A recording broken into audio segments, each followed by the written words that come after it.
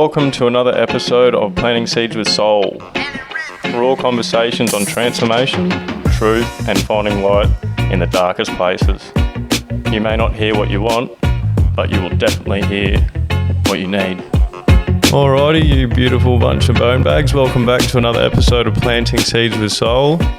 And welcome onto the show, Brad Davies. How are you, brother? Good, brother. Thank you. How are you? I'm very, very well. Well, brother.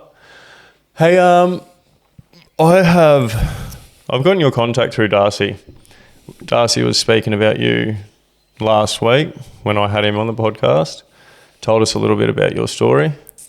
Just a few things, and those few things were enough to really rattle me. So I wanted to obviously get in contact with you, and you were happy to share your story. First off, I just want to say sorry, brother. I obviously know what's gone down, just a little bit of what's gone down. I just want to give my condolences to you and, my love towards you as well, brother. Thank you very much. You're very welcome. Appreciate it. So, man, with this podcast, I was telling you before, it's just a place to just sort of be free and share what you want to share. There's no right or wrong way how it comes out. It comes out exactly how it's meant to come out. We were just talking about this before too, There's obviously a reason why things happen, and things that do happen are out of our control. And if you're happy to share, some of those things with us and just start where you want to start. I know that, from the things that I've heard, you've had a bit of a career in Muay Thai. You've had some pretty tragic losses along the way as well. An NRL contract was in the mix. Development, yeah. Yeah. And that's pretty much all I know. So if you'd like to just kick it off and start off where you'd like to start, and we'll just go from there. Easy as.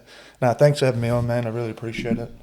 Not very often these opportunities come around. So if you can get it off your chest and help someone else out there that might be going through something, or they can kind of relate to you, it means I've done my job. You know what I mean? So that's huge. So thank you very much for that.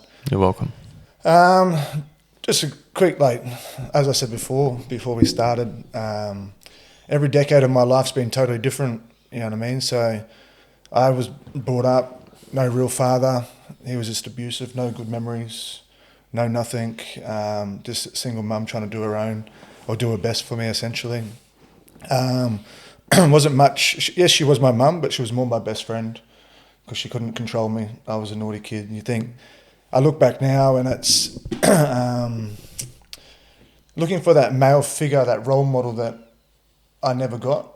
So I was always out being naughty, hanging around the older kids, yada, yada, yada, you know what I mean? So that kind of translated into, I guess, not being very good at school. And then, so that's probably the first decade of just being super naughty, not having a father around or anything like that. And then obviously I've always been quite decent at sport.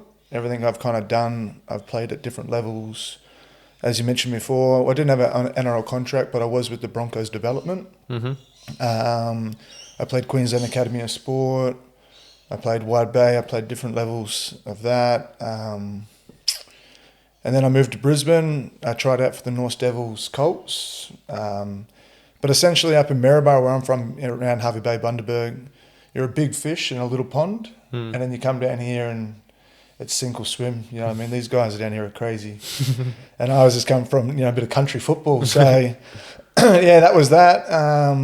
Kind of fell behind, fell into even further trouble, I guess. And then I found Muay Thai. So then I started doing well at Muay Thai, become 3-time Australian champion, 3-time Queensland champion, at that point, I had 22 fights for 15 wins.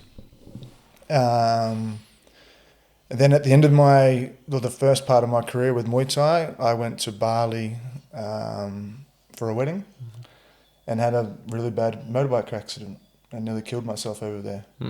So my mate, we left the wedding. My mate was in front of me doubling his doubling his partner. I was doubling the brother behind me. He was wearing my helmet. And the roundabout was coming up. I didn't see it because it was real dark, but he was obviously in front of me, and he veered across, and I T-boned him. And they all came out sweet, but not me. I came out, I was missing half my face, fractured my skull in 2 places. Far out. At the base of my skull, at the top of my neck, I dislocated my middle ear bone, which I never thought you could actually do. Perforated my eardrum that bad that I didn't think my hearing was ever going to come back. Was told I'll never fight again. I'll never work as a personal trainer again because I wouldn't have the strength through my neck. And then so then I went through that process of hitting rock bottom, losing my whole identity, my whole life in that one moment. Laura, that was my partner at that time, that has unfortunately passed away, which you just mentioned before. Yeah. We were just friends at this time when I had this accident, and she was a nurse. So she rang me and she's like, "Look, what are you going to do?" I discharged myself from hospital the same day in Bali. I was like, same day? I was like, I can't be here. You know, I can't. Bad place to have a real bad accident like that, isn't it? 100%. So this is the first thing that popped in my head when I come to laying in the bed, and I kind of looked around, my mates around, his family. I'm like, what's happened? And I'm like, bro, you're a mess. So I just got myself out of bed, like stumbled to the toilet, got changed, and just walked out. And then, so she's booked me a flight home. I got home and the doctor, she picked me up from the airport. My ears were bleeding, so I rolled up tissue and put them in and passed out the whole time on the flight back. Were people like, what the fuck is wrong with you? That's these two chicks from Coffs Harbour, I'm pretty sure they were, and they just said, "You're not good, eh?" And I said, "Look, this is what's happened. This is what's wrong with me." Because obviously in Bali too, they don't have the machines we have with MRIs and CT scans and stuff like that. So I think the CT scan over there was showing like 100 photos, where ours is like 500 or something ridiculous. So they only told me I had bleeding on the brain, no further injuries like skull fracture or anything like that, or hematomas. So then I jumped on the plane, told these ladies, they're like, "All right, we'll keep an eye on you." And next thing, as soon as the cabin door shut, boom, cool. I'm out cold. They woke me up about halfway and they're like, "You all good? You got blood all over your shirt." So I just rolled up the tissues, put them in my ears. And I was like, "All right, let's just get home." But before we left, the air hostess was like, "You got a lot of trauma to your face. Can you fly?" And I was like, "Look, I got a doctor's certificate in my bag down under the plane." She's like, "Okay, no worries." And I was like, "Man, that's dangerous. Like, imagine if I just died on the airplane, you know what I mean?" Yeah. Anyway, so we got home and I walked out the Brisbane airport, pulled out these tissues, threw them in the bin, and Laura was like, "What the fuck is that?" And I was like, "Babe, just take me home. I just want a vanilla thick shake from Macca's and a shower, and I'll go to the hospital tomorrow." You know what we're like as men, you know what I mean? Yeah. We'll be right. Walk it off. Yeah. She's like, "Nah, you're not going to survive the night." And dead set. Is that bad? I was that bad. Like, for me to get on the plane, I had to put my snapback on the largest snap, on the largest click, and patch my face up, and I could only see out one eye, and just drag myself through the airport. I was a mess. Anyway, we went to the Royal, and they're like, "We don't know what to do with you. Like, you've told us you had a motorbike accident, but there's much more going on with you." And then I was in agony, and then Laura kept saying, "Give him drugs, like he's in agony." Like, they put me in a neck brace and stuff, and they took me for 2 CT scans. Come back and they're like, "Something's not going on with your head, eh?" And I said, "Well, you're telling me, mate. I'm here in pain." Anyway, so what they did is they went for another CT scan, and they stitched all the rock and road into my head. Oh, no. So what happened is that's all scar tissue. I saw an eyebrow lift, and that was flapped down, and there was road up under my forehead. They stitched it in and just left it there. So you think that's sepsis if I let that go, you know what I mean? So luckily I did come home. So especially the roads in Bali. Oh, filthy, you know, filthy. The worst. Yeah, so like obviously, they took me into theatre. They're like, "All right, you're gonna have to do this awake," and I'm like, "No, you're not cutting my head open and like scalping this out, whatever." But no, all right, put me out. I come back, and then they peeled all the fresh scab off my face, so I pretty much had baby skin again, like raw. Spent a week in hospital. Like, "Look, you can't. We don't know what's going on with you. Like, you've got 2 hematomas on your skull. If you were like a centimetre forward, you'd be a vegetable. Like, you've got 2 skull fractures. You got this, and this." And I was like, "All right, sweet." You know what I mean? Like, what do I do? And they're like, "Nah, no work for I think it was like 6 weeks. No driving for 2 months." So like lost everything. My whole identity gone. Yeah. Anyway, 10 months had passed and they fully cleared me. You can go back and play rugby league, you can go back and do Muay Thai, you can do this and this. But in that period, I fell into the trap of wheeling and dealing. Mm-hmm. You know, Bit of Pablo Escobaring. Oh, bro, I was lost. I was having a look at your leg there before. Yeah. I just, I love the errors. Yeah, so absolutely. I fell into that where I was masking my pain of my own loss for myself, I guess. Luckily, my best mate looked after me. He's like, look, no rent, just live here and just get back on your feet. So he was really good. Laura didn't know what to do with me. Anyway, we started seeing each other, and then it just got too much for her, and then she left me for 6 months, and she was like, look, I can't deal with you anymore. Like, you got to sort yourself out. Like, you're a mess. And I was just lost, as you can imagine, a man losing everything. How old were you at this point, would you say? I would have been, 27, 28? You know what I mean? So I was at the height of my career with Muay Thai, and then just nothing. I was just lost. So then and I was at that point, I was PTing up to 110 people a week on the pad, so I was real busy as well. So then she left me, I kind of got my shit together, and I was like, I don't want to live like this anymore. Kind of got back together. Then straight away we got back together. She fell pregnant with little Huddy, who I've got now. He's 4.5. Hudson? Yeah, Hudson. He's I like that name. If I didn't have him, man, I don't know where my life would be, especially after everything else I've gone through. So then, obviously everything like that happened, and then we roll on 2 years with obviously Hudson in our life, trying to be successful and all that kind of stuff. She falls pregnant again. 32 weeks into the pregnancy, she falls ill with influenza A. She already has asthma, so she got influenza A. She ends up getting pneumonia. So we went to the Brisbane Mater private, where we had Hudson, where we were gonna have my boy Finn, and they sent her home, and they were like, "Look, you just got the flu. You've just got the flu. Just go home and wait it out." And she's like, "No, I'm a nurse. I know my body. I don't just have the flu. Like, something's seriously going wrong." Anyway, I took her back about 6 hours later or something, and they kept her overnight, and they were just like, "Look, we don't know what to do with you. You just got the flu." And she's like, check my lungs. And they're like, no, it's just the flu. And anyway, the next morning I picked her up from the hospital in a diaper. So this would have been the 22nd of June, 2023. And then, so I picked her up in a diaper, took her home, and over that day, the next probably 16 hours, she was just in my bed, wetting herself, just like falling to pieces. And she was like, I feel like I'm dying. And they've just told me I just got the flu. I just got to wait it out. That this isn't the flu. So she's back at home now. Just back at home now, and just like an absolute mess. So I'm just watching this lady like fall to pieces. And you think about that's the mother of your child, or your second child as well. That she's pregnant with, and just falling to pieces. I felt so hopeless. And then that night she was like, "Nah." I said, "Look, I've had enough. I'm taking you to the hospital." She's like, no. You know, stubborn women when they're pregnant, you know what I mean? I'm good, like just as we are as men, you know what I mean? Yeah. And then, so I called the ambos. 3 ambos came and got her. Yeah. So this was at 11 o'clock on the 22nd of June. Huddy woke up as she was getting wheeled out on oxygen. So you can imagine a 2.5-year-old, or 2-year-old at that point, watching his mum, his best friend, get wheeled out on oxygen, and that's the last time he ever sees her alive. It was quite a horrific night, not only just for me, but to then try to calm a child down. Let's watch that. So that night she goes to the Royal.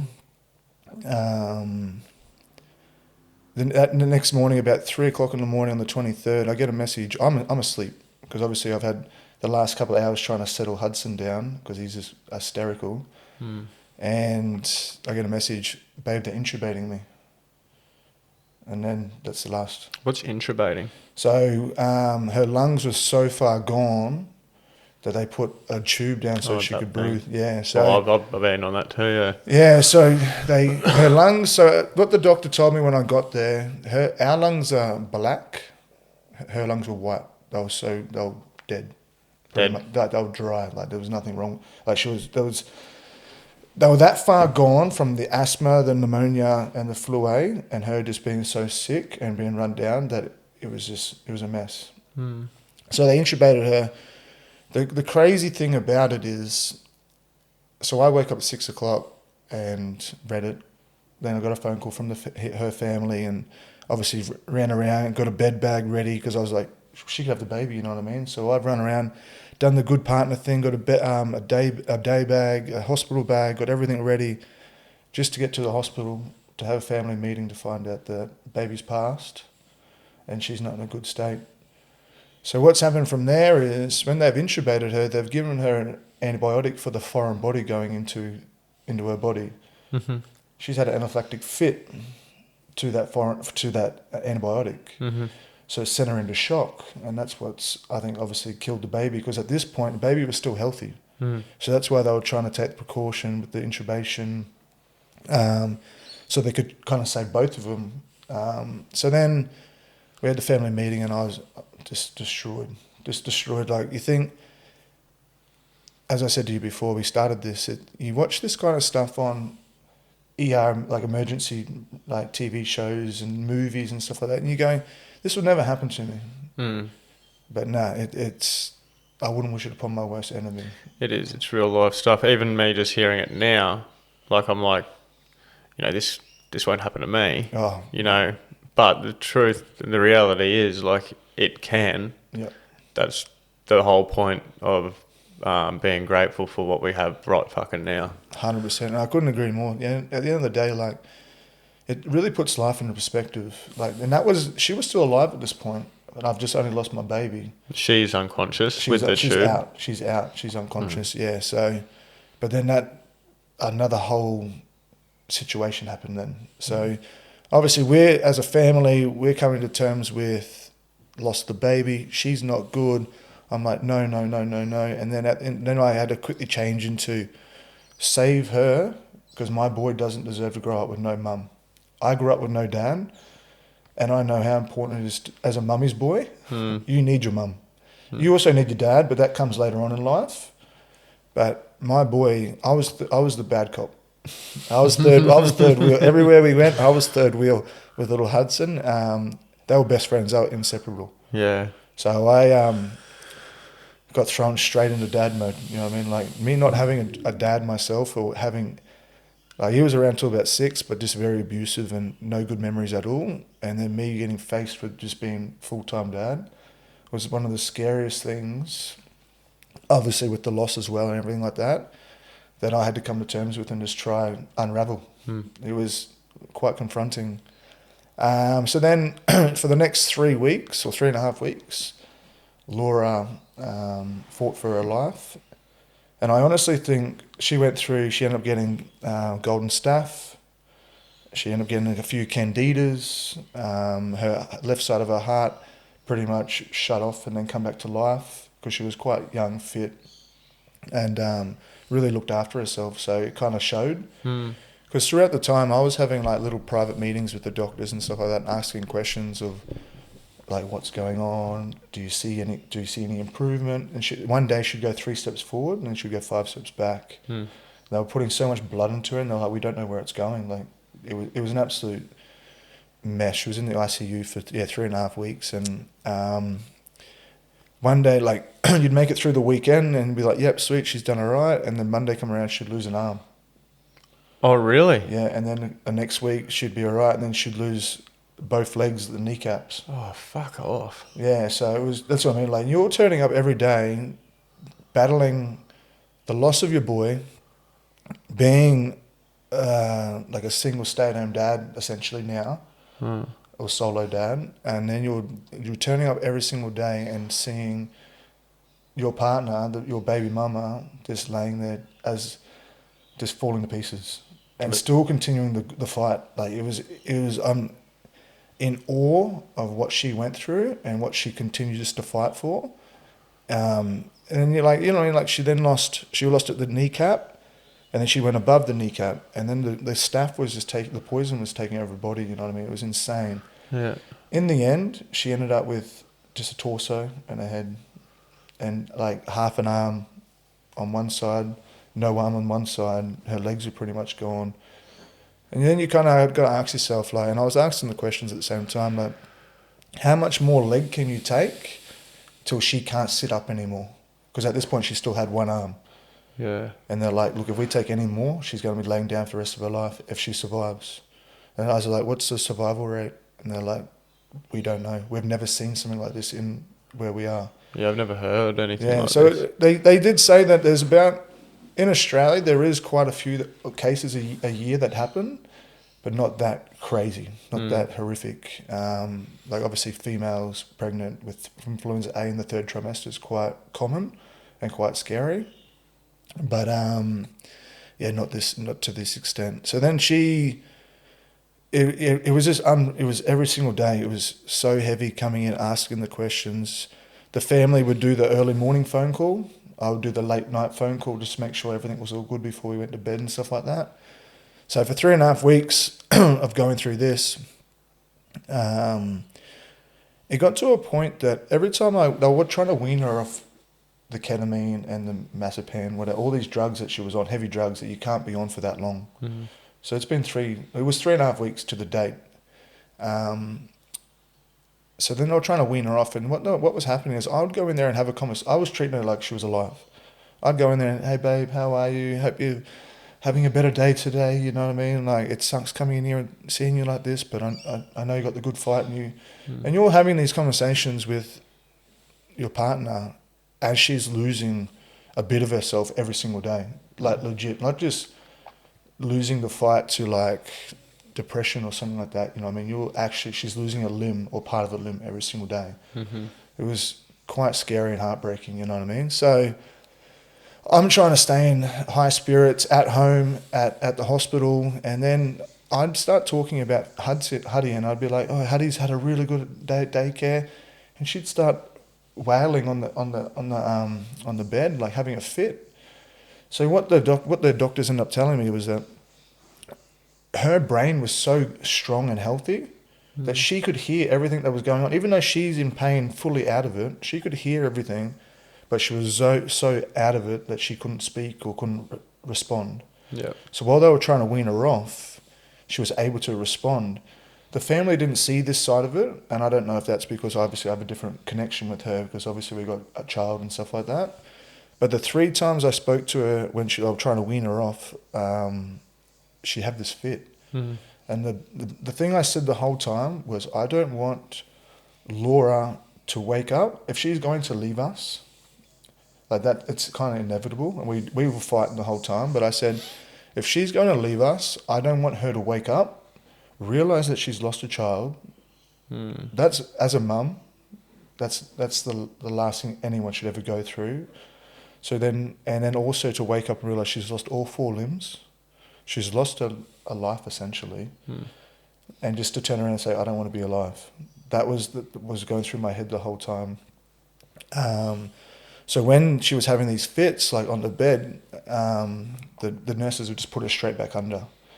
And they were saying that they think that it's because the connection of having a son together it's heartbreaking her. So she was trying to like tell me something. Absolutely. You wouldn't have experienced it otherwise. Man, it was this, as I said before, the scariest and the most heartbreaking thing I've ever been through, seen, witnessed, watched on telly, anything, you know what I mean? Like standing at the end of the bed and seeing this, it was taking bits of me that I didn't even know I had.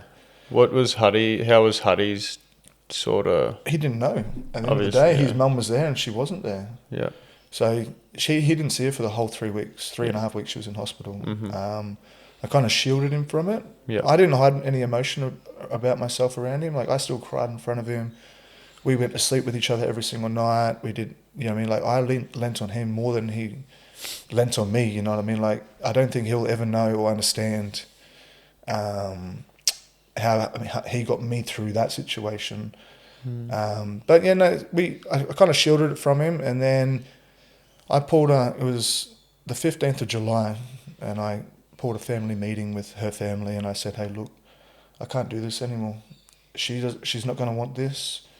These fits that I'm seeing, it's not good. I can't do this. I understand she's your child, she's your sister, that you're going to want to fight, and I respect that. But as her partner, I can't do this. I'll still be here, but just know my decision that if we have to say goodbye, that.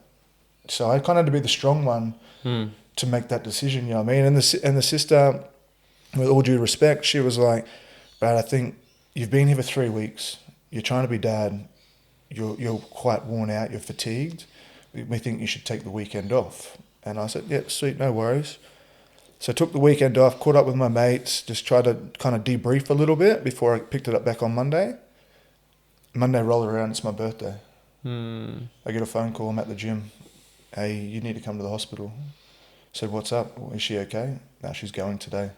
And I was like, fuck. You know what I mean? Like, okay, I'll be there soon. So I went and got Honey from Kindy, took him straight up there so he could say his final goodbyes.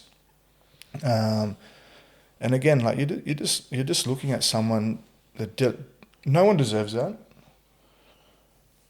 let alone someone so close to you. You know what I mean? Like, as I said before, like I wouldn't wish that upon my worst enemy.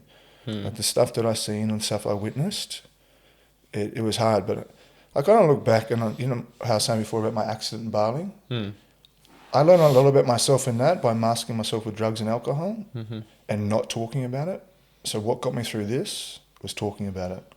Like every single day, "Are you okay? You want to know the truth?" You know that podcast you did a while ago, and so people say, "How are you?" "Yeah, good, thanks." Oh yeah. That didn't happen with me. "Oh, you want to know the truth?" Yeah. And they'll be like, "Yep," and I'm like, and then they'll be like, "Holy fuck!" Like, didn't expect that. I'm like, "Well, that's my life right now." You know what? You would have changed people's perspective on life. Straight up. Straight I got so many mates that went from being so straight edge just going, "You know what? Let's go enjoy life." Fucking oath. You know what I mean? It definitely put my life in perspective and a lot of others. And it's unfortunate that it takes someone like that to do that. But you just got to grab your life with both hands and just make the most of it at the end of the day. Yeah. So then, I went up, took Huddy up.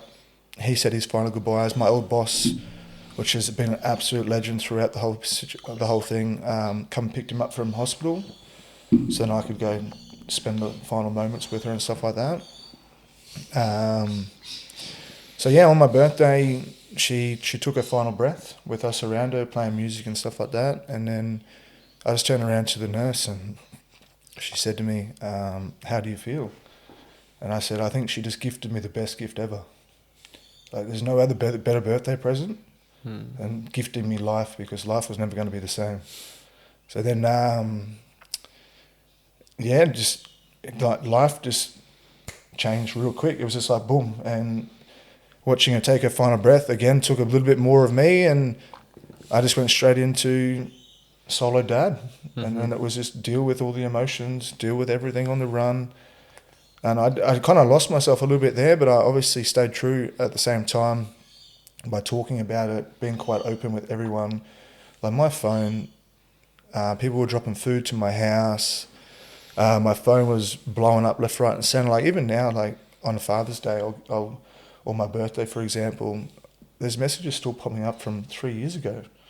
You know what Facebook I mean? and that? Yeah, it's well, just like, no, everyone's going, "Hey mate, sorry about your loss," and they just sent me a happy birthday message like just gone, July just gone, and then I'm having to relive all these messages that they sent 2 years ago, 3 years ago. You know what I mean? Because obviously I didn't get around to everybody, and I kind of just shut myself off and to obviously my phone, and I was just very present with everyone. So yeah, it was just one of those things, and then the kind of nightmare never stopped. Obviously, then I let Huddy open casket. He's final goodbyes again. He talks about her so openly, so frequently. There's still photos in the house. Like, yeah, I've got a new partner now that I never seen coming, and she really respects our past. She's been to see Laura and Finn at their final resting place. So it's been really nice in regard that I haven't had to hide anything. I can be 100% me. Because there's still moments now, as I said before we started, like I'll be driving to and from work in Brizzy, and I'll just start reflecting on things. And I was like yesterday, for example, as I mentioned before, like I'm going to see Laura and Finn on Monday, and I just had a vision that I see my last name on the gravestone again, and I started crying. it comes in waves, you know what I mean? Like, you might walk past me and I might be super happy, or because I'm a PT, a coach, I'm super ADHD, you know what I mean? But everyone's fighting a battle on the inside sometimes that you, like, grief comes in so many different ways, shapes and forms, like, the energy changes all the time. It does. You know what I mean? So, like, just because today might be sweet, I could be driving home, and this has been happening quite a fair bit lately, with obviously shitty traffic coming from Brisbane to Gold Coast, like 3 hours on a Friday afternoon. That's 3 hours of reflection. My boy's sleeping in the back seat. That's 3 hours of me just thinking.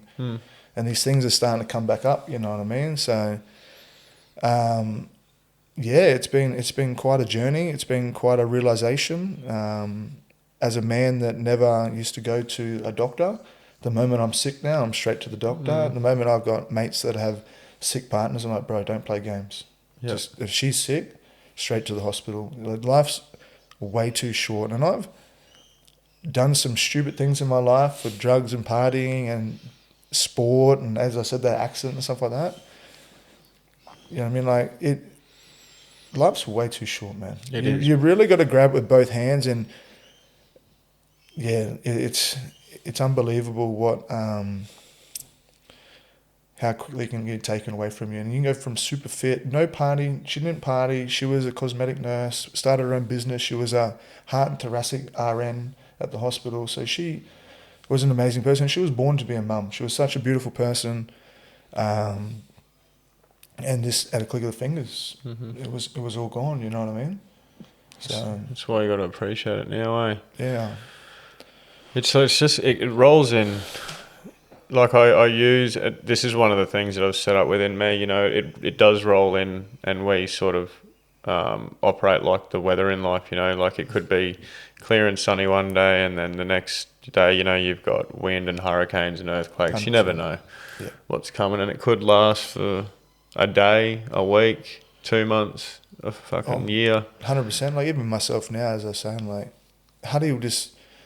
I'm quite blessed with Hudson and his maturity. How old is he now? He's now 4.5, and he knows mummy's not coming home. He knows where they are.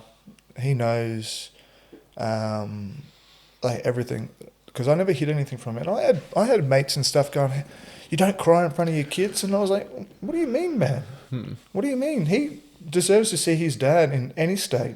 I'm not going to hide myself just because the old stigma that you have to be a man of the house and stuff like that. I'm still that person, but I don't have to change and hide myself from him, because what's that create for him? That he can't open himself up and talk to me about things. Because this is one of the biggest things that I had to deal with, is like, I have to get myself 100%, and I have to deal with this, because the day that he wakes up and he's no good, if I'm no good, then who's he relying on? Yeah, he's been supporting me without even realizing. So then I have to be the best person and the best role model I can be for him. So that was my mentality the whole time. And obviously, Laura being Laura, I had to kick into mum and dad mode straight away. Like, I had it quite lucky when she was around, you know what I mean? So I'd work the morning, she'd work the afternoon, she'd do the morning shift with Hudson, I'd do the afternoon shift. We had really good, like, work-life balance. At one point I was doing 12-hour shifts, 12 shifts a fortnight. I went to Christmas Island for work. I wasn't around for the first, second 3 months of his life, you know what I mean? So she did everything, and now it's just me. I'm like, fuck, what do I do? How do I fucking deal with this, you know what I mean? So it was a lot. It was a lot, and people take life for granted, and they don't realise how easy some people have it. And I talk to mates and stuff like that. I was talking to a mate the other week, and he goes, "Do you want to talk about it?" And I said, "Bro, you ask a question, I'll tell you. I'm open book. Got nothing to hide." And he asked me, and I told him, he's like, "Do you ever sit around and people crying about spilt milk, and you just go, shut the fuck up, like, there's not more to life?" And I said, "Nah, because at the end of the day, your problems are your problems, and mine is mine. And I'll always, doesn't matter what I'm going through, the type of person, I'm always been a bit of a helper. Like, my love language is a bit of a, like, if you need and want me, I'll move mountains for you."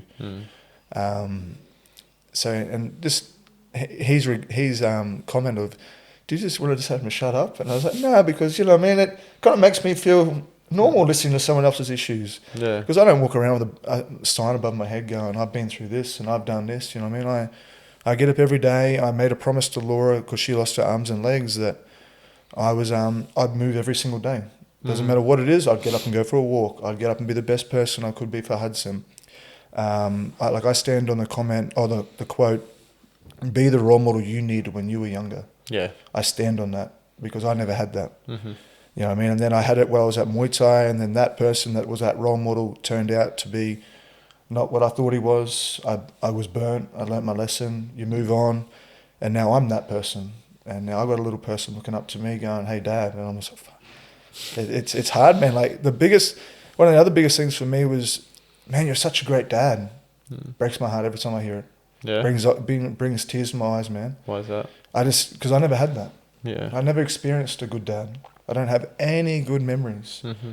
So for me to hear that and I'll go through what I've been through with having a healthy mum and dad relationship, obviously to Hudson, and then just solely being me, man, like it breaks my heart every single time. It took me a lot to be able to understand why people were saying it. Because you don't be a great father or a good person for the accolades, you know what I mean? Like you do it because that's who you are. Yeah. That's exactly right. You do it because you want to do it. Yeah, 100%. And when you got someone looking up to you and going, "Hey, Dad, let's go do this," or man, it's like, man, this is pretty cool. You know what I mean? And life looked very different for us at one point.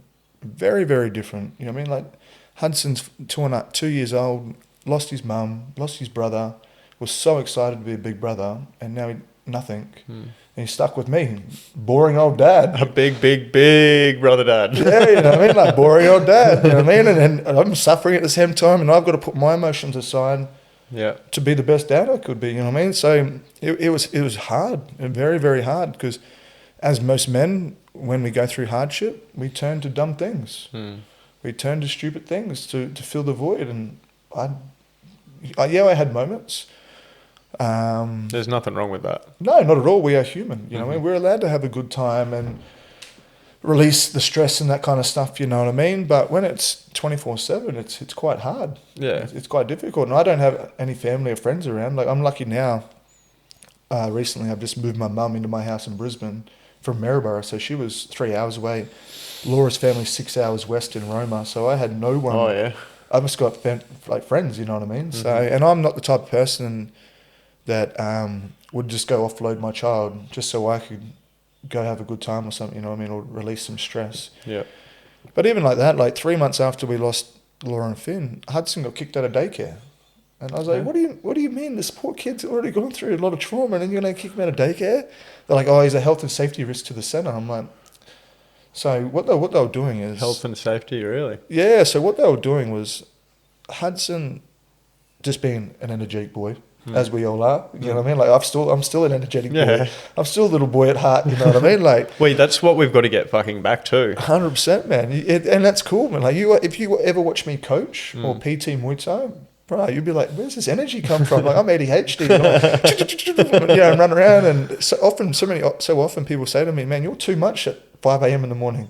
But that's why you come. Yeah. That's why I get you out of bed to be here. Yeah. Because if you were monotone and just went through the motions every day, then that shit's boring. So, you know what I mean? So even now, as I said, I'm a little boy. And then so what they were doing is taking him out of the 1 to 2 year old room at kindy and putting him with the 4 or 5 year olds because he's quite tall.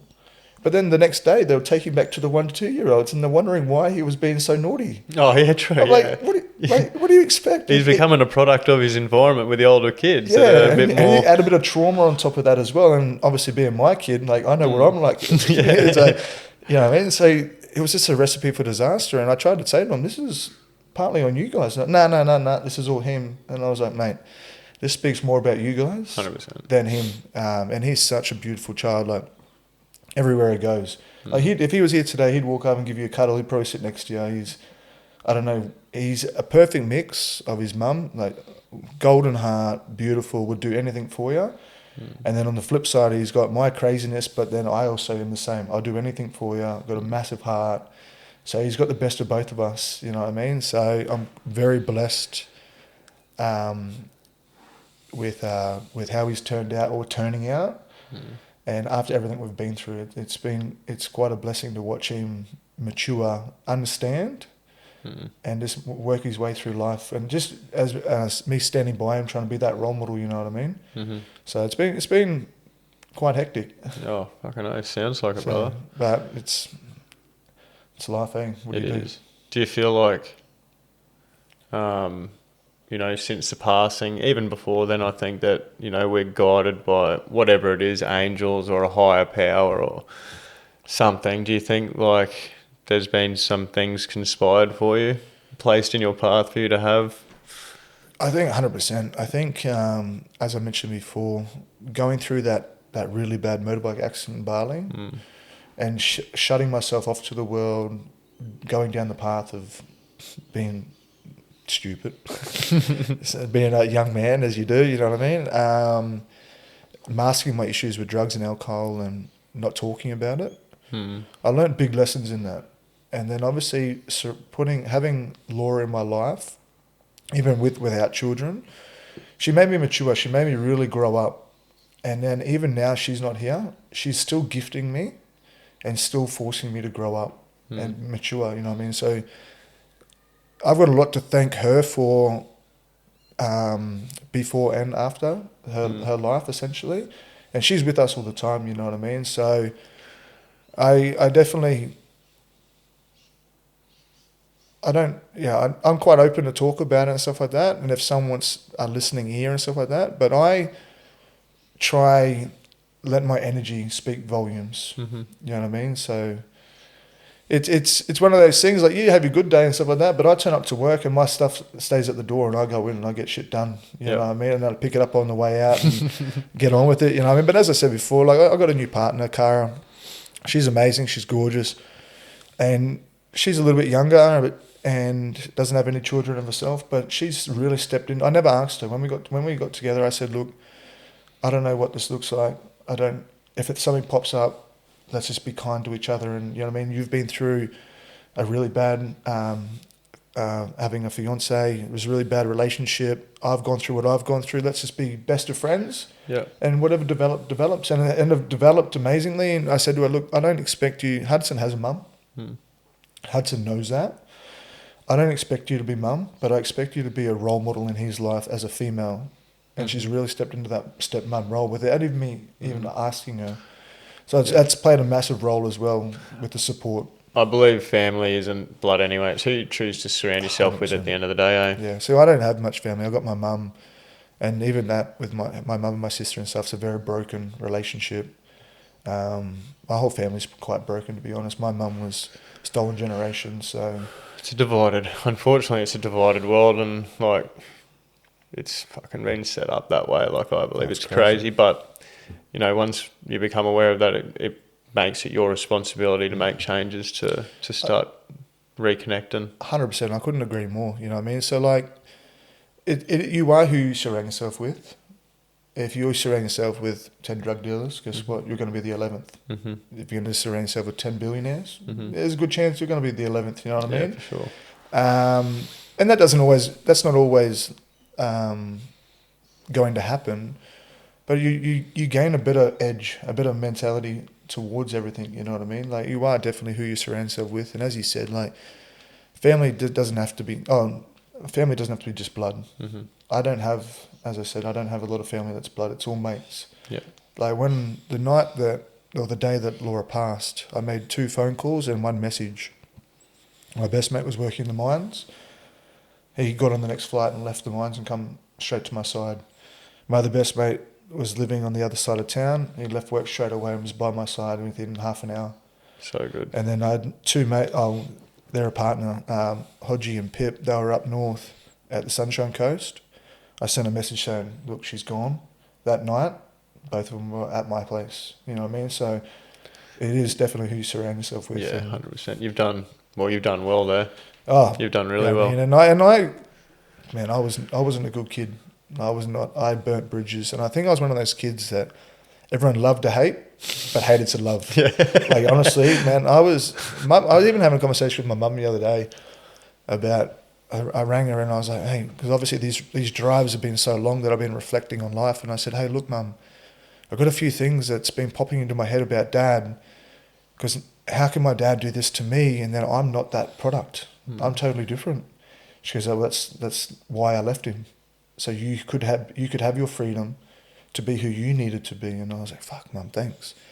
And I asked her a few questions about him stealing me and not wanting to send me home. And then obviously she then started doing this thing that he had a gun and he threatened to shoot us all. And I was like, what the fuck? Right. Like all these things that I didn't remember, you know what I mean? Like I still remember him being my, Huddy goes to BJJ now.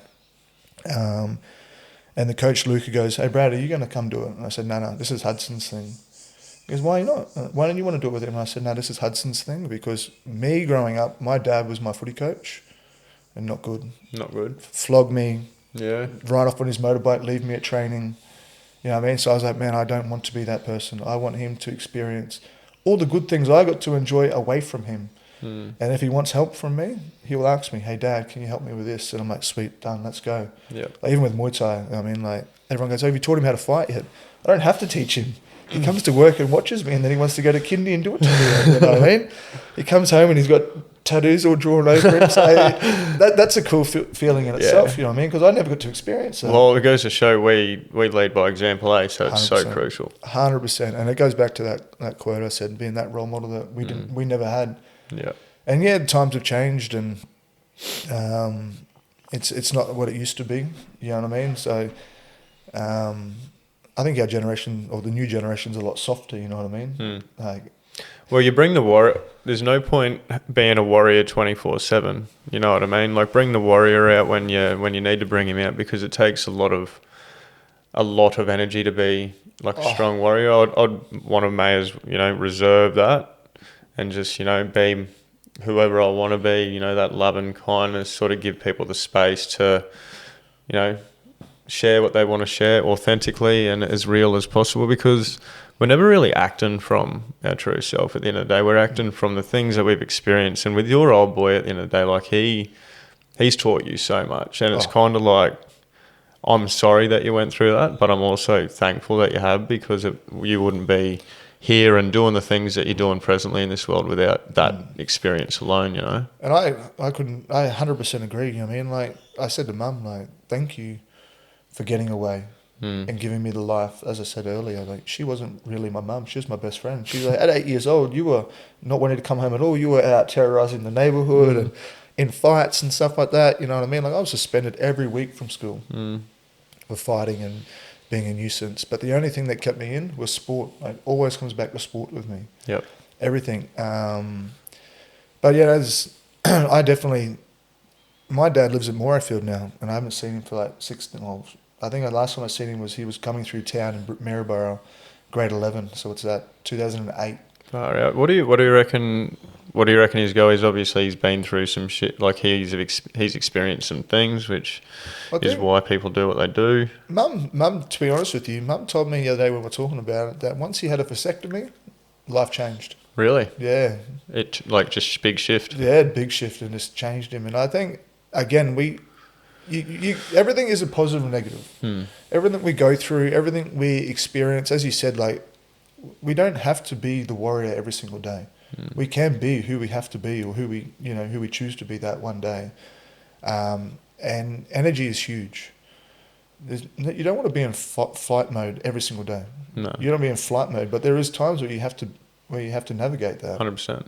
So I think, and this is even like looking back to my situation with like Laura and Finn, you know what I mean? Like, everything's a positive and negative. For that nurse to say to me, how do you feel, Brad? Obviously, being your birthday, you knew this day was coming, because I was obviously, Laura's family are in different parts of me. That's their blood. See, I had to really pull myself away from being her partner and baby mama and look at her as a human. Yeah. And really had to pull myself away, like pry myself away and divide those feelings and emotions.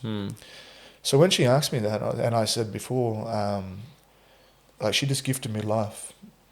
Like, she goes, as a 31-year-old, how the fuck do you see it that way? And I said, well, life is full of negative and positive. If you're going to feed the negative, that's all it's going to be. And then who am I going home to be a father with a negative attitude after he's just lost who he's lost and I've lost who I've lost?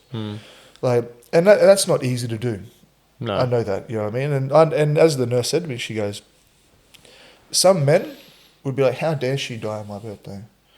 Well, I'm like, well, I thank her. Because I truly believe that she fought 3.5 weeks to the day to say goodbye to me on my birthday. Mm-hmm. I truly believe that, you know what I mean? And some people are like, yeah, you're fucking crazy, you know what I mean? But they don't experience what you experience within yourself, you know, like that you are the one that... You don't witness that, you know what I mean? Only you witness that. Yeah, so it's... That's what divides people. Yeah, 100%. It's, you know, people have their own sort of things that they experience and they hear someone else's experiences or beliefs and they're like, not a fucking chance because this is the way it is within me. It can't be any other way. And I've been like that myself with certain situations. Same. Was shutting myself off going, nah, this is how I've been taught. And I go through what I've been through and it's like, no, like you don't have to be shut off all the time. Like even for myself to be open to another relationship, I still remember it was like maybe a week after Laura passed, her mum and dad go to me, look, Brad, we know you're young. We know you're going to move on. And I was like, that's not even in my thought process, you know what I mean? But thank you. Right. Was that really soon after though? I think it just realising that like there's more to life. Yeah. It was just their way of explaining that there is more to life. You know what I mean? Not to really shut myself off and be closed-minded. Mm-hmm. Allow myself to be who I need to be and when that needs to happen. You know what I mean? So that's why when I started talking to Cara, like I met Cara 13 years ago at one of my fights and never seen her again. And next thing she popped up on my Instagram, we just started talking. And it was just, things rolled on, you know what I mean? And the next thing we're seeing each other. And it was just like, I never thought that was ever going to happen. That would have been hard, yeah? Yeah, 100%. And the old Brad talking, say, let's talk about Laura, for example. She was married before me. And I was like, I don't care. That's your past, I'm your future, let's not talk about it. I don't need to know about it. Mm-hmm. And now I'm in a situation where my past is my future. You know what I mean? Like, so now I can't be closed off. So I say to Cara, let's talk about it. Like, if you want to talk about your previous relationship, let's have it out. With the old Brad would have been like, nah. Yeah, I know. We're not talking about it, you know what I mean? So that's why I said before, like, I still thank Laura to this day. She's forcing me to grow up. She's forced me to mature. She's forced me to be the best person for myself, the best person for Hudson, the best person for them too, because they still fly high and they look over me, you know what I mean? So like, I didn't say it before, but 6 months after losing them, I went back to Muay Thai and I said, I hadn't fought for 5 years. I did a bit of training here and there, you know what I mean? I hadn't fought for 5 years after that accident. And I walked into my mate's gym and I said, I want to fight. And he's like, bro, it's been 5 years, bro. And I said, I don't care. I said, have I still got it? Let's find out. And he's like, all right, no worries. So I started training. It was like 2 months of training. So it's been like 7-8 months now. He goes, I've got to fight for you. I was like, sweet, let's go. He's like, are you sure? He goes, mentally, are you sweet? Emotionally, like physically, everything? So, bro, who cares? Feed me to the wolf and let's find out what happens. So I fought on Muay Thai League, which is a professional fight show. Really huge in Australia. So one of the best in Australia now. Yep. So big love to Nakia and Benji for having me on. And I jumped on and fought at 90 kilos. I used to be a 75 kilo fighter. Oh, really? I jumped in on... 75 kilos, really? Yeah, so I'm about 95, 100 now, but... You must have to tell me your secret, I think. Just hard work, bro. Yeah, that's it. Diet. It's all diet. It's all diet. So then I jumped in at 90 kilos and... But 2 weeks before the fight, I tore my bicep sparring. So I had a 3x3 millimeter tear and I go to the doctor. So I'm still juggling dad life. Now I'm prepping for a Muay Thai fight, juggling the grief and the loss and trauma and stuff. So, and I go to the doctor and he goes, you're not fighting, Brad. I said, you want to fucking bet? I said, I just watched my partner lose all 4 limbs and still fight for her life. I can fight with one arm. And he goes, okay, say less. go do your thing, you fucking crazy. He goes, as long as you know the repercussions, you're going to snap your bicep. I said, if that happens, I cross that bridge. Yep. Fucking idiot. That's all I got to say. Did you? Yeah, so anyway, 2 weeks later, I just babied it for the next 2 weeks. So I really only had about 6-7 weeks to get ready for this after 5 years of nothing. Jumped in, first round. He just brought the fight to me. Kind of made it a little bit ugly by just trying to like get me off my game. Understandably, good on him. And I elbowed him and cut his head open. It was sweating blood out and went back to the corner. Actually, before that, I caught a push kick. And as I swept him off his feet, I let go and my bicep shot up in my arm, full snap. No. First round, halfway through the first round, so a minute 30 into it, snapped my bicep, it's gone. And I felt, every time I jabbed him, it felt like I was just pushing him away. Stop it, get away from me. Did you keep going after she was snapped? Yeah, so I kept fighting, went back to the corner and my coach goes, "Bro, I need you to throw your left up elbow more." I'm like, "Bro, I can't lift my arm." He's like, "You've done it, haven't you?" I said, "Yeah." And he goes, "Can you fight?" I said, "Fuck yeah." He's like, "Just go have fun." He's like, "Just go have fun." I was like, "Sweet." So I come back out, touch gloves, and the ref looked at his head. He had a big gouge in his head across the dome from an elbow. And the ref goes, "Hey, medic, come in." Medic came in, he's like, "Nah, wave it off." And I was like, "Fuck, TKO win." So I won. But I think, honestly, my two angels were looking over me because absolutely, I was not 100%, but I was ready to fight to the fucking death, you know. I was like, again, going back to, I just watched Laura lost what she lost. Nothing's taking this moment away from me. That was the best walkout, the best I've ever felt for a fight. I was never ready for it, really. Like, 5 years out of the game, 7 weeks to get ready for it. You're never really ready, but at the end of the day, it's fighting. Are you ever ready? Are you ever ready to get up and get on with your day in the morning? No, you just get up and get shit done. Like, I wasn't ready meeting Kels. So Kels, like, we have the three boys. Yeah. They're Kels's boys, not my biological kids. I was not ready for an instant family. Yep. But I was. Yeah. You know, it's like, real weird, eh? It is weird. It's even like Cara with me, you know what I mean? Like, she's gone from a single person, like you would know yourself, single person, boom, family. Yeah. Overnight, it's a lot to navigate. Oh, 100%. You know what I mean? It's a lot for me to navigate. It's probably a lot for Kels to navigate. And then you've got a person that comes in single that's so used to doing their own thing, and then you're like, "No, I've got to think of 3 different mouths now." Like, can't the dad have him a bit more? Yeah, you're right. But like, listening to your story, it's like, no, you want to spend as much time 100%. You know what I mean? Like, as you can. Even with Cara, you know what I mean? Like, I don't get a break. It's me 24/7. That's what I wanted to talk about too. When you said that before, you know, you're looking after Hudson yourself. Yeah. What Kels and I have noticed, we've come across a lot of people that they'll have a go at Kels or myself, or just noticing they're having a go at people that are, you know, doing some things in their life. They're like, "Oh, well, lucky for you guys, you know, you got the time. I don't have the time." What I'm trying to say is people are whinging about the time that they don't have. But I think you make the time. I know you make the time because you just got to let go of something that doesn't 100%. Serve you anymore. 100%, I think, and it's a never-ending battle. It is. It always will be. It always will be. You know what I mean? So even just as I was saying, that fight prep, I'm trying to be dad, grieve, deal with him, and then I'm trying to do something for myself. Yeah, it's not easy. You know what I mean? So, like, going back to what you're talking about, yeah, you have to be a little bit selfish sometimes. You know what I mean? If it's a training thing, get up earlier in the morning and go train. You know what I mean? Like, take him with you. For me recently, so I've been at Never Quit Gym now. I'm the floor manager up in Brizzy. I work at all 3 of them. I'm lucky.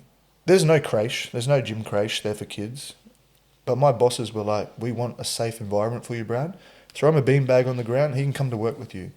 So while Laura was alive, like, he never come to work with me because he's fucking crazy. I couldn't work because I got this little kid going nuts. Yeah, little you. You know, and 100%. Like, tell me to shush. Like, what do you mean? And then I didn't work for ages. And then, so he had me 24/7. And then I snapped my bicep in my fight. I have surgery. I'm a one-armed dad for the next 4 months, trying to be dad with a snapped bicep. No help. You know what I mean? So that made me really mature again. Was like, well, I chose this. Don't make excuses, bro. You just got to get the fuck on with it. You wanted to fight. You wanted to prove yourself. You wanted to prove to your son that you can go through shit and you can overcome it with the right mentality. You've done that, and now you have to prove it again with a snapped arm. So it wasn't easy, man. Being a dinosaur trying to do the dishes and put him to sleep one arm, you know what I mean? Like, but we grew together, and you know what I mean? Like, overcome a lot. And I knew that a lot of the time we make excuses. So going back to what you're talking about is, we make excuses. Oh, I can't do that. I don't have time for this. Well, make fucking time. You You know, it's easy to find an excuse than it is to find a solution. Yeah.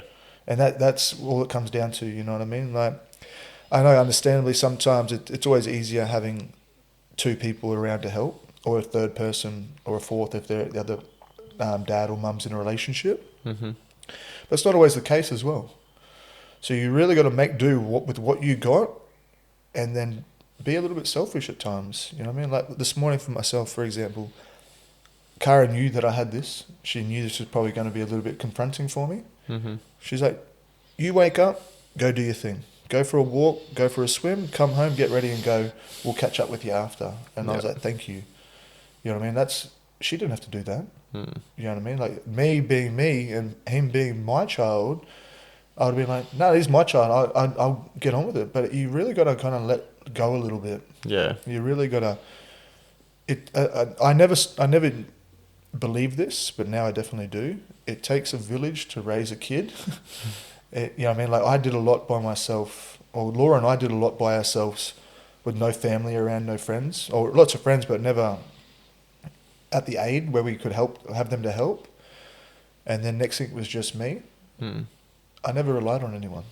The only time I'd ask for help would be if I had to go to an appointment or something, you know what I mean? Mm. And that was hard, Mm-hmm. trying to let go. But now it's like, no, you realise really quickly you got to be a little bit selfish. Yeah. And you got to ask for help. Yeah, definitely. So it's a bit unfair for people to point the finger at you and say, "Oh, you got help." You'll stop making excuses, and you could have help too. Just everywhere making excuses, and like I understand those people are where they're meant to be right now, because I used to be that person too. Oh, we've all been there. You know, I mean, like, why me? Why me? And you or can why fall the fuck into not me? Yeah, I know. You know, like, fucking come on, Yeah. give me your best shot. Yeah, that's my mentality now. Like, you've hurt me this much, and this goes back. Like, I said it to Cara the other day. I said, this is scary because, like, say we'll have an argument, and I'm like, this is childish.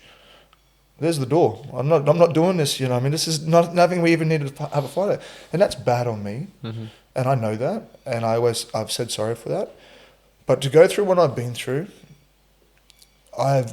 enough now to have all the empathy, all that. Like, I'll hear a story and I'm heartbroken straight away. Like, just for example, I went to my chiropractor the other week and he told me about his horrific childbirth where his partner nearly died and his baby died and come back to life. And I was in tears just before getting the crack. You know what I mean? Like, I'm such a big softie, even more so now because I've been through it. I know. So I watch a TV show and something happens and I'm fucking tearing up and Cara's like, you're all right? I'm like, no, well, when you go through that shit, it fucking softens you up, man. It does, yeah. So then it's a double-edged sword, that's what I'm saying. Like, I've been through enough now that I really feel shit and I've got a lot of empathy and I'm easy to get hurt. But on the flip side of that, you can't hurt me anymore. I've been hurt that bad. You can't hurt me. Like, I've been in Muay Thai fights, I've been in street fights, I've done heaps of dumb shit. That's nothing. That would be. To I was going to say, fight. just nothing compared to it. Those fights is nothing compared to what I witnessed or what I went through with Laura and Finn.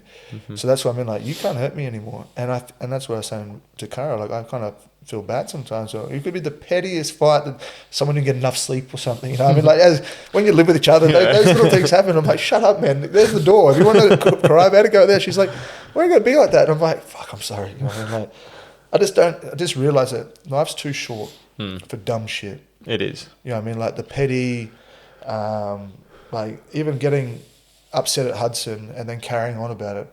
Get upset with him, get on with it. Yep. Don't let a bad moment ruin a good day. Yeah, we attach to things too and don't let go of them, eh? Oh, easy. And it's a snowball effect. It's like, okay, I didn't get enough sleep. Realise that. Know that, embrace it. Get the fuck on with it. It's happened. We can't go back in time and get more sleep. Yeah, 100%. You know what I mean? So then, like, it's like, oh, they didn't have my coffee when I went to a coffee. Oh, it adds to my day. You know what I mean? So it's like, shut up, man. Just get on with it. These shit don't matter. And I understand that these things could be first world problems for some people, but in the big picture, man, it's nothing.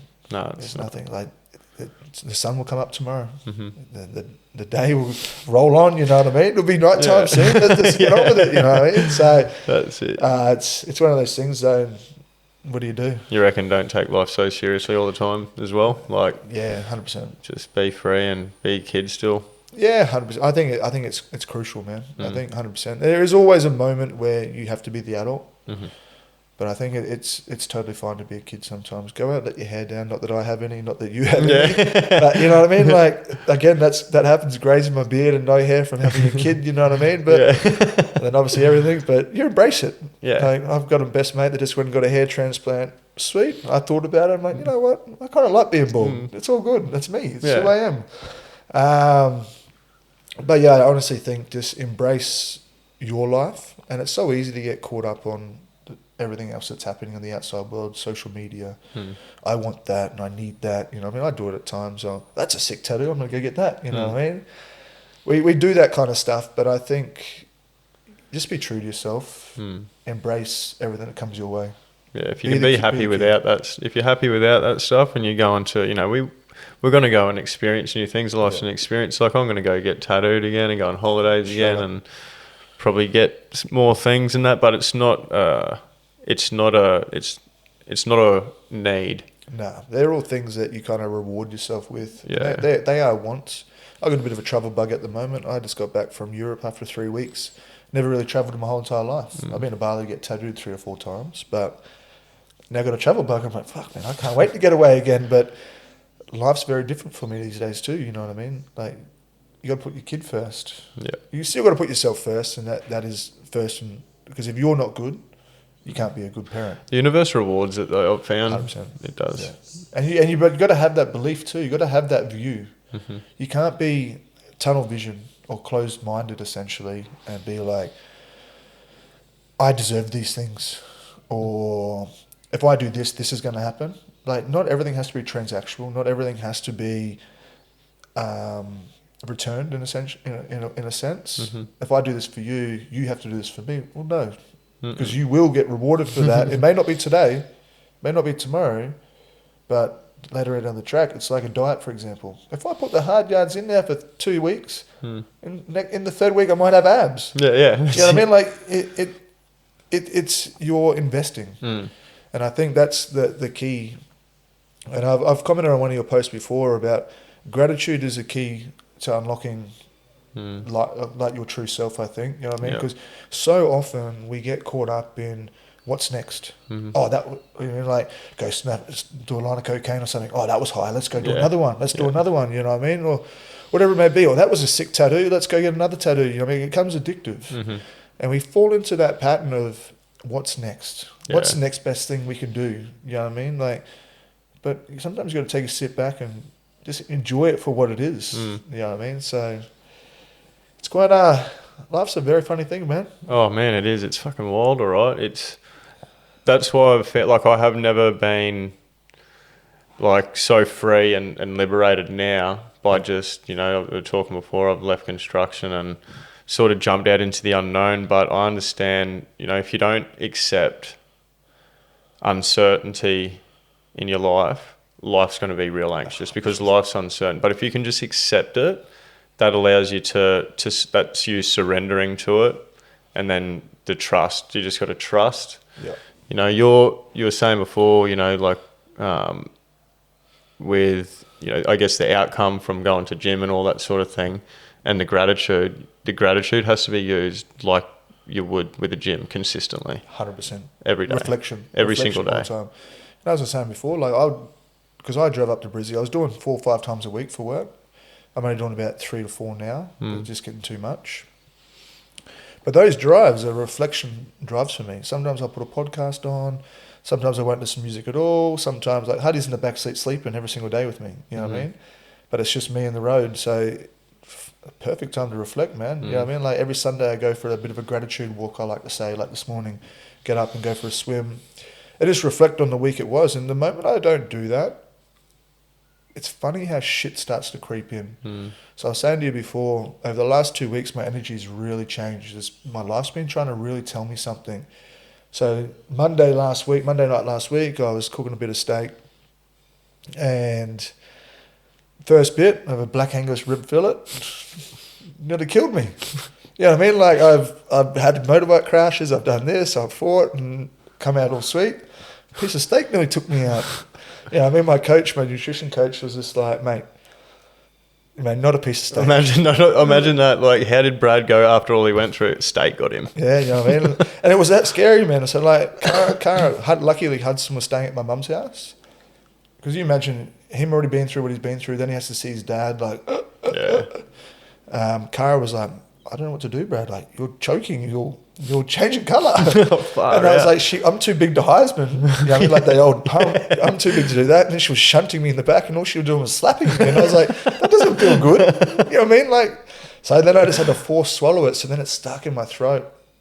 And I was like, everything I drank, like Pepsi Max, water, everything, I was just vomiting everything up. Oh, fuck. That's so bad. I Googled it. Like, it was stuck. And I Googled it, and Google goes, if you can breathe, you can swallow saliva, you're not in distress, just wait an hour. If it hasn't dislodged, then go to seek medical treatment. It'd been 90 minutes and I was still vomiting.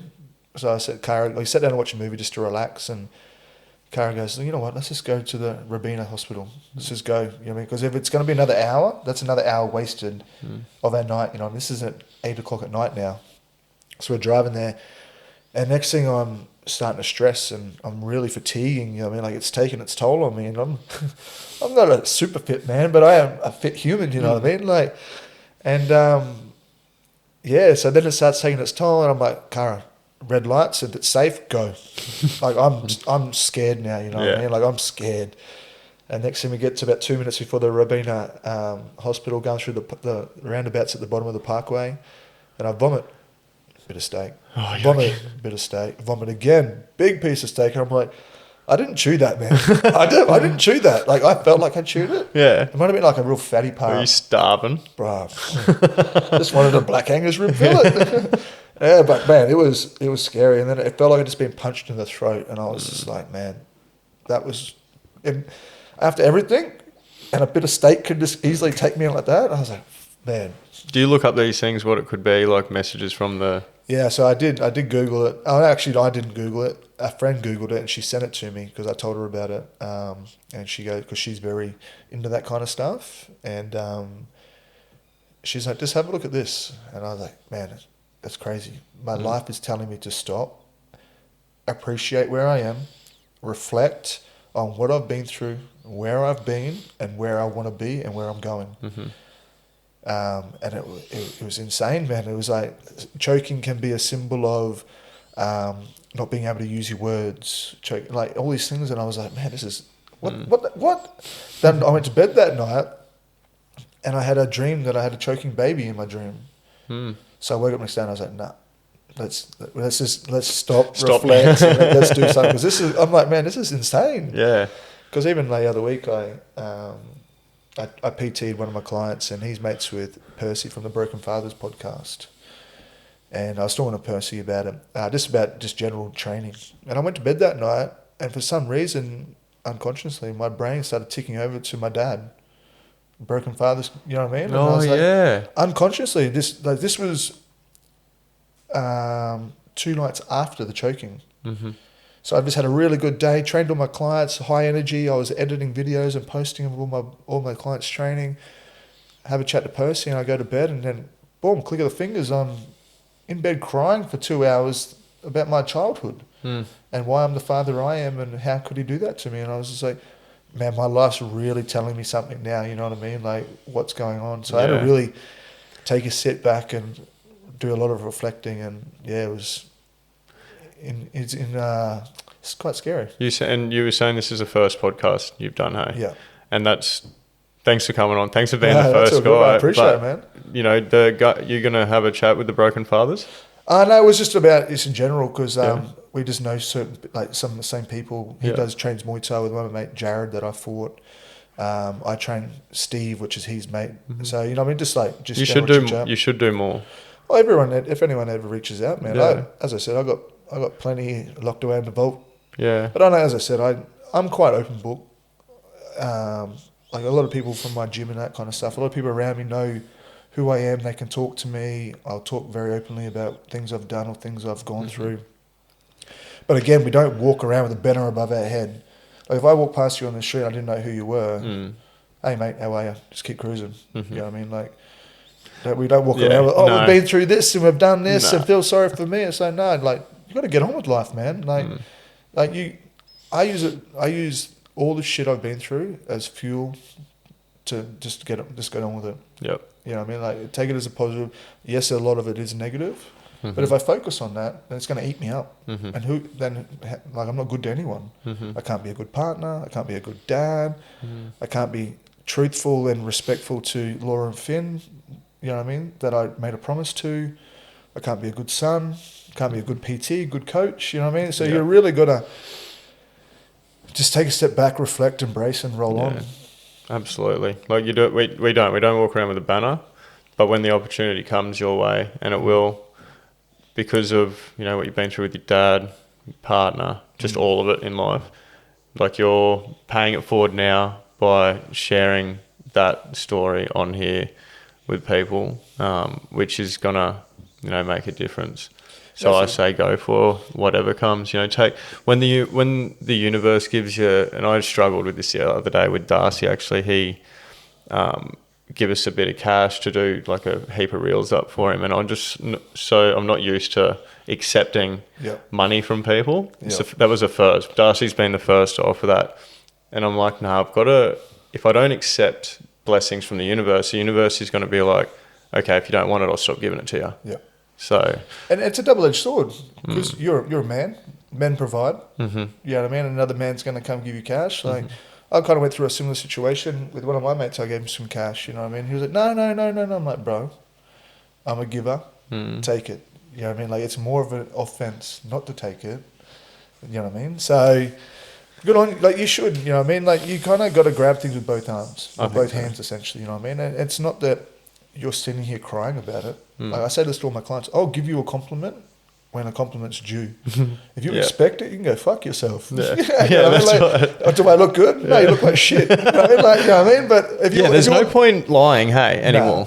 No, and like people see through that shit too. You know what I mean? And with one lie comes another lie, and then with another lie comes another lie, and then next thing you're not who you are. You're not truthful to yourself. You know what I mean? Yeah. And life's forever evolving. It is. You know, and you don't have to be working yourself every single day, but just be honest with yourself. Mm-hmm. You know what I mean? And that reflection and stuff like that, you know what I mean? So, funny thing about Darcy, man, like, Darcy actually was Laura's PT when we met. Mm-hmm. He'd mentioned that. Yeah, so I still remember Laura coming home. She's like, "Oh, I trained with Darcy." I'm like, "Who the fuck's Darcy?" You know what I mean? Like, fuck. Yeah. And then she's like, "Oh, he's this guy." And I started following him. This is before he kind of really blew up. Like, he's always been successful because he's got that mentality where when he puts his mind to something after what he's been through, he's going to make it happen. Like, he's doing it now with boxing. Mm-hmm. I walked past him the other day at the beach, and he's like, "Come do some sparring with me." I'm like, if you want that smoke, bro, let's get it on. You know? But Darcy's Darcy, and he was my coach for a long time. Yeah. He got me super shredded, you know what I mean, when I was working in detention.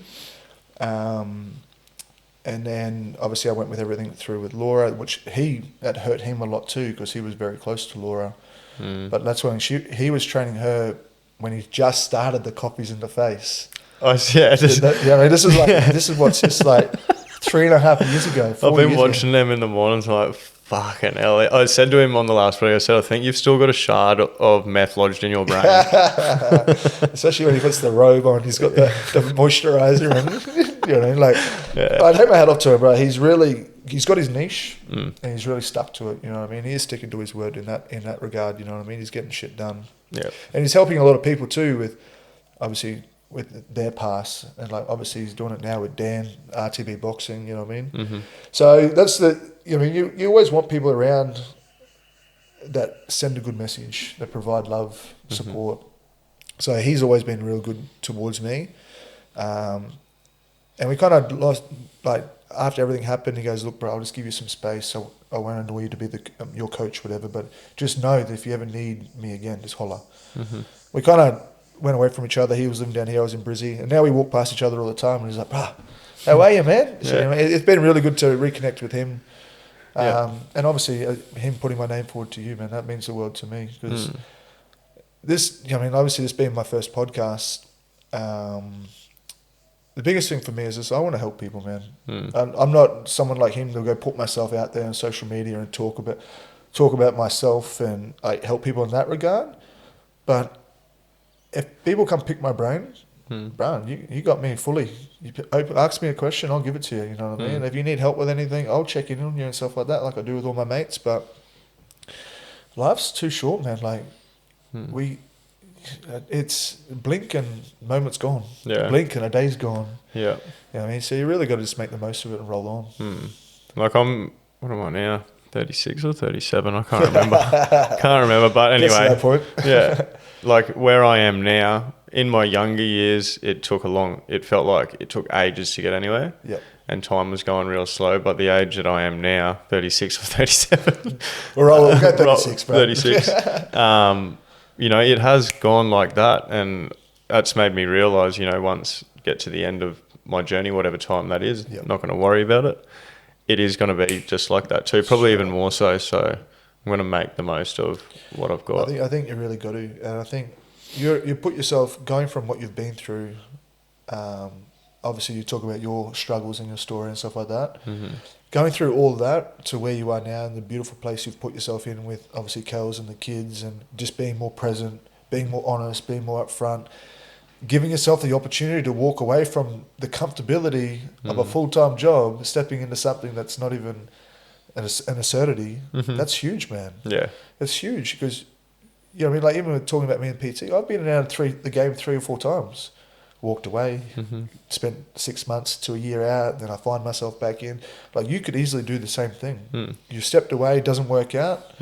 I know I can go pick up the tools again. That's exactly right. I can. Like, why not be truthful or help myself and just stay in a 9 to 5 and not be happy, be miserable essentially, and not fulfill my purpose or what I want to do. That's it. So and Kels is kicking goals, you know, like that's another thing, like growing up in this world, it was like, you know, man goes to work, woman stays home, looks after kids, but like things are changing so dramatically now, and it's something that we got to accept. Like Kels is, you know, she's her own person.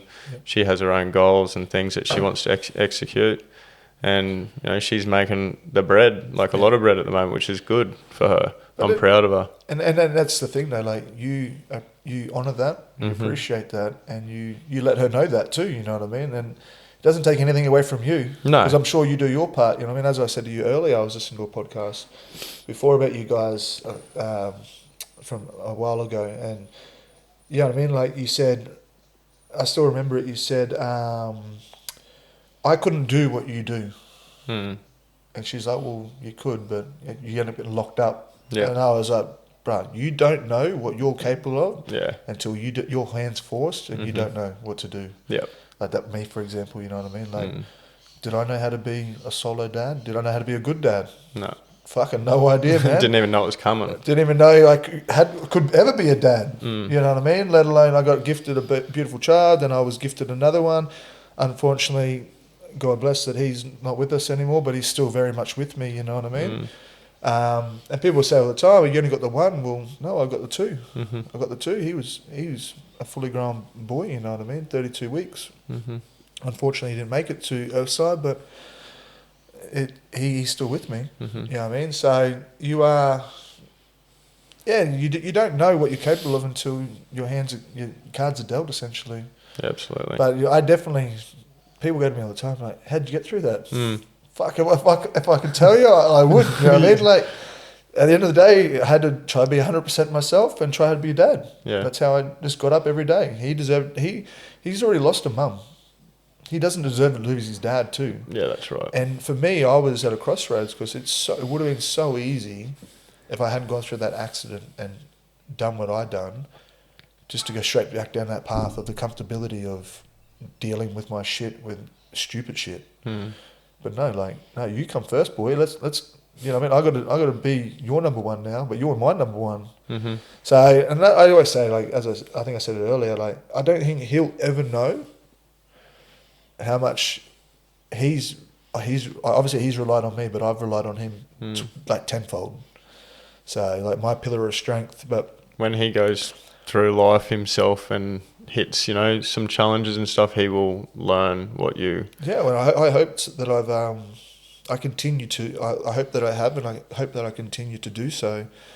Just give him a safe home that he can express himself.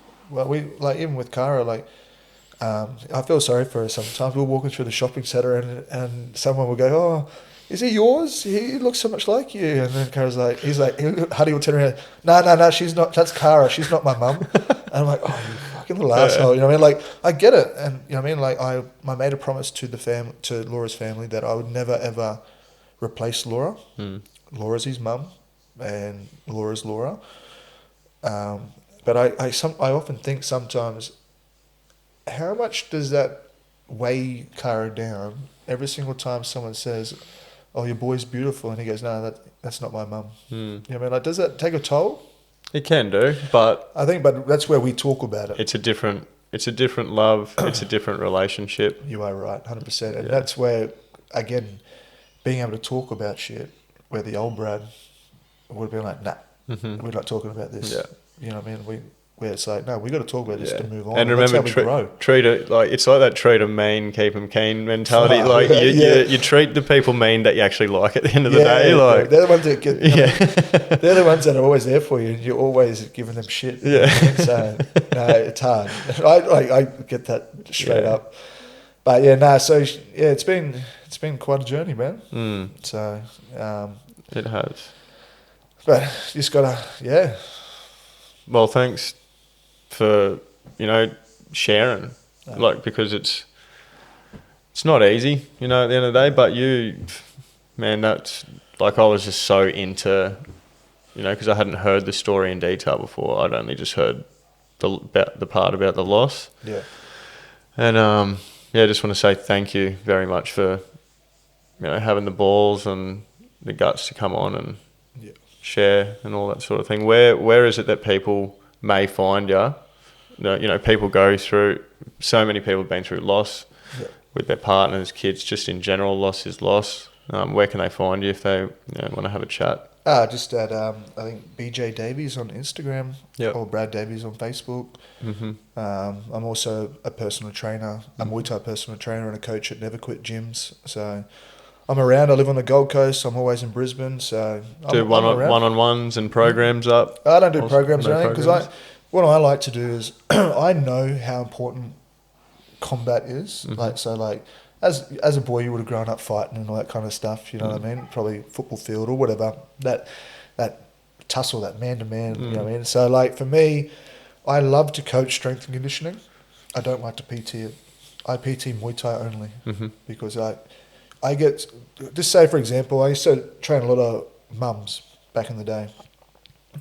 They'd come to me, my kids are being assholes, my husband's being an absolute piece of shit, I've had a bad day, I'm like, just give me 2 minutes of your time. In that 2 minutes, they've gone 1-2, 1-2, right hand, left hook, right kick or something, and they just go, and the smile that comes on the face or the tears that roll out of their eyes from just being able to release all that built up anger or whatever, or stress, is why I do what I do. Yep. I'm not here to make programs for everybody, and there's lots of those coaches out there. I just want people to come in and learn a life skill, because Muay Thai's a funny one, man, or even boxing's a funny one. You know what I mean? You're always learning something. You'll learn the right kick and then you'll forget a left kick. You know what I mean? It's weird. It's one of those skills that my first ever coach said to me is, Muay Thai is a sport that you'll do every single day of your life, or a skill you'll do every single day of your life, and you still won't master it. The day you die is the day you master it. But it'll just be one day you'll wake up and you'll be like, I know Muay Thai. Yeah. I'm like, fuck, I think that's a lot of life, you know what I mean? That's life in general. Yeah. We get up and we're like robots, you know what I mean? We're so... And that's, we're robots and we keep that shit in. That's how I know you're a true healer. What you do is you create the space for people to release, and yours is through, 100%. Muay Thai. Yeah, 100%. And I guess that's my energy too, you know what I mean? Even when I was going through everything, I didn't rock up to the gym and have it all over my face. Just get on with it, you know what I mean? Like, my shit's my shit, your shit's your shit, let's have a chat about it, or let's get on with it, you know what I mean? And when the time's there, if you need someone to have a chat to or lean on, then buzz me, you know what I mean? Or start the conversation. Because it's so easy, as we spoke about before, it's so easy to be like, yeah, good, thanks. Yeah, like fuck. Yeah. You know what I mean? Like shit. Good. Yeah, goodness. Hey, mate, have a good day, you know what I mean? And it's so easy. It's very rarely that you find someone that has the courage to go, yeah, no, I'm not good. Mm-hmm. Or I'm going through some shit, you know what I mean? And I think what helped me to get to that, what you're saying is that healing stage. Yeah, I still have my days. Mm-hmm. You know what I mean? Like, I'm going to see Laura and Finn on Monday, up at Budrum, because I'm cruising up to Maryborough, my old school, which invited me back to help host the Sports Awards night. 16 years ago, I was there being an absolute menace. You know what I mean? So, and again, what goes back to when you do good things, then good things come back. Mm-hmm. So one of my old HBE teachers reached out. He was one of my sports teachers, whatever. He reached out and said, hey, Brad, do you want to come back and help me? We'll interview you and you can hand out some awards. I'm like, fuck, man, this is sick. You know what I mean? Like, just by trying to be that good human, essentially, you know what I mean? Or just being true to myself, because when I was at school, man, I wasn't the type of kid they want back. And I even said to him, I said to him, do you, how much convincing did it take for them to have me come back? And he's like, took a little bit, but everyone grows up. The tattoos won't surprise them. Oh, bro, that's all right. Probably the no hair will. Yeah. But I still remember, like, I got the award for most likely to be most Australia's most wanted criminal. Thanks, guys. You know what I mean? And now I'm going back to school, you know what I mean? So it speaks volume that... You'll have to say that. Yeah, I will. Yeah. If they I think they're going to interview me on stage. I'm like, well, I stood here about 16 years ago and I actually got this award. But if you run by that narrative, 100%, you're gonna go down that path. Mm-hmm. And as a man, whatever, even as a human, we have opportunities, we have options, we have shit that pops up. But I think at the end of the day, if you stay true to yourself, it doesn't matter what you go through, you'll always find yourself on the other side of it eventually. Yeah, it will pass, hey? Yeah, you'll come out the other side. There is always light at the end of the tunnel, whether it's depression, whatever it is. As I said before, the sun will always shine tomorrow. Mm-hmm. And there's good things right around the corner. Mm. And I've been there twice at rock bottom, like where I've had 50 cents in my bank account, dealing drugs, being stupid, trying to get by. And then I've been on the other end where I've had loss, extreme loss, where like I'm going, fuck, like, who am I? Like, who do I stand for? What do I do? You know what I mean? And in those moments, there's beautiful things if you want to look for it. Mm. So I think rock bottom is a beautiful place if you allow it to be. Absolutely, it is. So it's been a blessing for me. Oh, and you know what I mean? Like, as I said, like, I've kind of read your story and heard your story too. You know what I mean? And look what you're doing now. Mm. Like I love the story, love everything about it, love everyone's story. I don't like to spend all my time there. Not much at all, you know what I mean? Like, I'll share my story when it's needed and the opportunity presents itself, but it's, you know, I do like to think about just here and now as well. I think it's important because it doesn't define you. Mm-hmm. Your past is your past. It doesn't dictate your future. Mm. That's another quote that I've always stood by, you know what I mean? Absolutely. So like, just because I was a fucking terror at school and done what I'd done and stuff like that, I'm not that person now. Mm. And as I said, the decades of my life have changed, you know what I mean? I've gone from that naughty little kid to the footy player to the Muay Thai fighter to trying to be the best role model, the best dad that I can be, you know what I mean? Like, and it's funny that, things might carry over in a sense, whether it's sport or job or whatever, but that's kind of like how my life's panned out, you know what I mean? And now it's just all about Hudson, you know what I mean? And just trying to be the best I can be for him. And I definitely agree, you don't want to always be talking about your past because I think will start to creep in a little bit, and then you're always in that fight or flight mode in a sense. Yep. But I think it's definitely important to talk about it whenever there's an opportunity, whatever you feel like you need to. I 100% agree. Just balance it, eh? Oh, straight up. Because then you don't want that. One thing I stand on as well: no victim mentality. No. You know what I mean? Like, don't. This shit, like, it happens to all of us. I'm not going to use it as an excuse to ruin my whole life, you know what I mean? Like, you use it like pain for fuel. Yeah. So, but again, everyone's different. We've all experienced different things, and my story is my story, and your story is your story. And I think if you can give people an outlet or a realization that you're not alone, then you're doing something right. You know what I mean? Yep. Absolutely, man. Well, hour 30, that's pretty well time, I think, man. Thank you so much for Thank you very much for having me. I really appreciate it. You're welcome. And thanks to the two angels up above for conspiring, I reckon, to make this happen. Oh, as I said, I wouldn't be the person I am now if it wasn't for them. You know what I mean? Even before everything happened, Laura had not forced me to grow up. I always wanted to grow up, but I was also trapped. Being a young man and wanting to do everything, and then I became a dad, and it's like, fuck, all right, now life really starts. You know what I mean? It's like, oh shit, now I got responsibilities. I can't just come home at 3 a.m. in the morning or 3 days later. You know what I mean? It's like, fuck, you still do it at times, but you go, fuck, that wasn't worth it. That wasn't worth it, man. So, but definitely. Thanks for having us. And you're welcome, brother. Us, because I speak on them as well. But really absolutely. It. Absolutely, man. No, I appreciate it. Thank you. All right, guys. I hope you enjoyed that. That was some next level stuff. I don't really know what to say after all of that, but I hope you have all had a good week. And if you want to get in touch with Brad, as you've all seen before, the social media handle will come up on the podcast itself if you're watching it on your screen, and I'll also have Brad's details in all the Instagram stuff that I put up through the week. But until then, guys, until we meet again, you enjoy yourselves and take it easy. See ya.